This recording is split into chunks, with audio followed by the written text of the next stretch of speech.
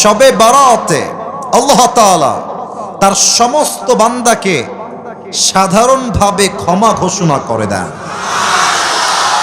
আমরা এই রাতে আমল করব আসলে কি কি? আমার কাছে আমল বলার জন্য there are a lot of deeds, অনেকগুলো আছে, বাট আমি আপনাকে জাস্ট 4টা বলবো। কম শোনেন, মাথায় রাখেন, কাজে দিবেন। কথা ঠিক আছে কিনা বলেন সবাই?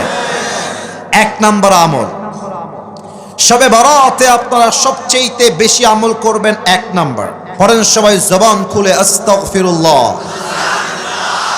যদি আপনি বেশি বেশি ইস্তেগফার পাঠ করেন, what will be your benefit? আপনার লাভ কি হবে?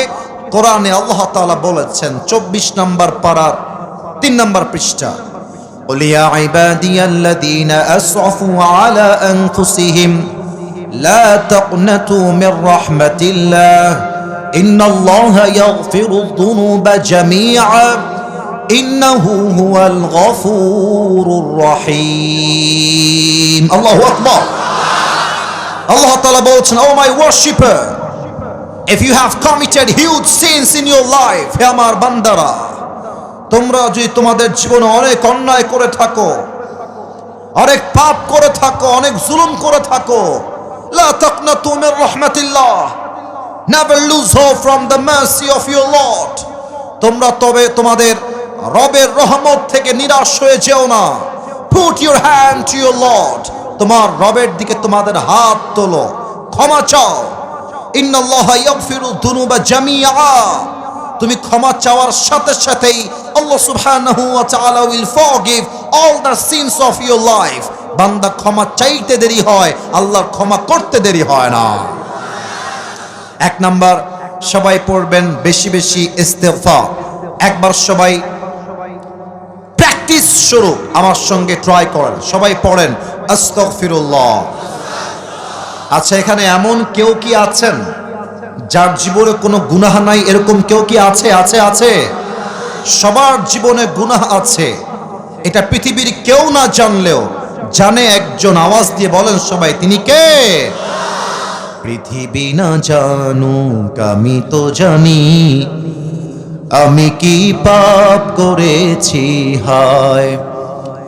আমার পাপের করলে বিচার, বাঁচার আমার নাই উপায়। দয়াময় প্রভু মাফ করো আমায়, মাফ করো আমায়। প্রণামে 1 নাম্বার সবাই ইস্তেগফার পাঠ করবেন। 2 নাম্বার আমল, সকলেই শবে বারাতের পরের দিন নফল রোজা রাখবেন। নফল রোজা রাখলে আপনার পেছনের গুনাহকে মাফ করে দিবে একজন। আওয়াজ দিয়ে বলেন সবাই, তিনি কে? 3 নাম্বার আমল, সকলেই শবে বারাতে বেশি বেশি নফল ইবাদত করবেন। নফল ইবাদত হতে পারে জিকির। সবাই পড়েন সুবহানাল্লাহ। এত আস্তে না, বলেন সবাই সুবহানাল্লাহ। সকলেই পড়েন আলহামদুলিল্লাহ। সকলেই পড়েন লা ইলাহা ইল্লাল্লাহ। এবার বাঘের বাচ্চার মতো আওয়াজ দিয়ে তাকবীর দিয়ে পাঠ করেন আল্লাহু আকবার।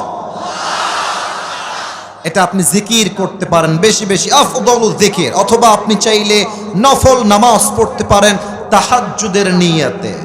যেই বান্দা তাহাজ্জুদের জায়নামাজে বসে রবের কাছে কান্না করে কোনো কিছু চায়, বান্দার চোখের পানি নাকের ডগায় আসার আগেই আল্লাহ বান্দার দোয়াকে কবুল করে নেয়। সুবহানাল্লাহ। 4 নাম্বার আমলটা, আপনি চাইলে কবর জিয়ারত করতে পারেন, এটা রাসূলের সুন্নাহ। তবে আমরা কি ভুল করি? আমরা দল বেঁধে যাই, 10 জন 20 জন মিলে যাই, হাদিসে আসছে এটা বেদাত। আপনি একজন যাবেন ইন্ডিভিজুয়ালি, একা গিয়ে জিয়ারত করবেন, এটা হচ্ছে শবে বারাতের একটা সুন্নাহ। সকলেই পড়েন সুবহানাল্লাহ।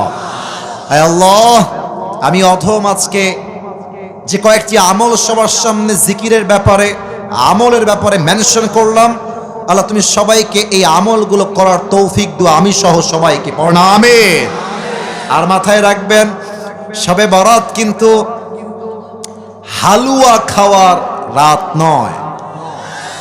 হালুয়া রুটির রাত, এটা আমাদের সমাজে ট্রেন্ড হয়ে গেছে। শবে বারাত আসলে মা রুটি বানায়, হালুয়া বানায়, সমাজ সবাইকে দেওয়া লাগে। মাথায় রাখবেন, এটার কোনো অস্তিত্ব হাদিসের ভাষ্য মত অনুযায়ী নাই, ঠিক কিনা বলে। 2 নাম্বার, শবে বারাত আসলেই মাজারে কবরে লাল শালু দেওয়া হয়, লাইটিং করা হয়, এটা স্পষ্ট বেদাত। শবে বারাতে লাইটিং করা, মাজারকে আলোকোজ্জ্বল করা, লাইট দিয়ে পুরো কবরস্থান ভরে ফেলা, এইটা হাদিসে নেই। অতএব মাথায় রাখতে হবে, শবে বারাত আসছে মুক্তির জন্য, বেদাতের জন্য নয়, ঠিক কিনা। আল্লাহ সবাইকে বেদাত মুক্ত শবে বারাত পালন করার তৌফিক দান করুক, পড়েন সবাই আমিন। আর কোন ডান বাম কথা হবে না, তাফসীর শুরু হবে ঠিক একটু পর থেকেই। একটা প্রশ্ন করে নেই, আপনাদের বউ আছে কার কার? একটু হাত তোলেন। বউ আছে কাদের? আপনাদের বউ আছে, শীতকালে খুব মজায় ছিলেন আপনারা। আচ্ছা, হাত নামান, হাত নামান। এবার যারা অভাগা, হতভাগা, কপালে কিছু নাই, বউ নাই, তারা হাত তোলো। সিঙ্গেল কারা? ইন্না লিল্লাহ। আপনাদের কারো বউ নাই? সত্যি সত্যি? এ আমি বিশ্বাস করি না। আরে হাত নামাও, হাত নামাও। আমি দোয়া করে দিই, আল্লাহ যাদের বউ নাই সবাইকে তুমি দিনদার নেককার বউ দিয়ে দাও, পড়েন সবাই আমিন। অনেক বাবারাও আজকের মাহফিলে এসেছেন, কি বলবো দুঃখের কথা, যার জীবনে বউ নাই তার জীবনে আসলে কিছুই নাই। যুবক ভাইরা, আমি অলওয়েজ বলি, যুবকদের চরিত্র কম্বল দিয়ে ঠিক হবে না, ল্যাব দিয়ে ঠিক হবে না। যুবকদের চরিত্র ঠিক হবে একমাত্র বিয়ের দ্বারা, একমাত্র বইয়ের দ্বারা।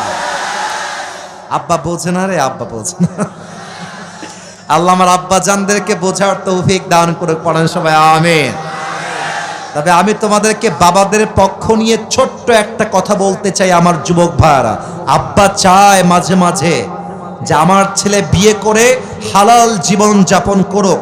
তবে অনেক মেয়েরা আজকের মাহফিলে এসেছেন, উইথ ডিউ রেসপেক্ট আমি আবারও বলছি, I don't measure everyone equally. আমি সব মেয়েকে এক পাল্লায় মাপি না। তবে আমার বাম হাত দেখবেন, কথা ইঙ্গিতে বলবো, বুঝে নেওয়ার ট্রাই করবেন।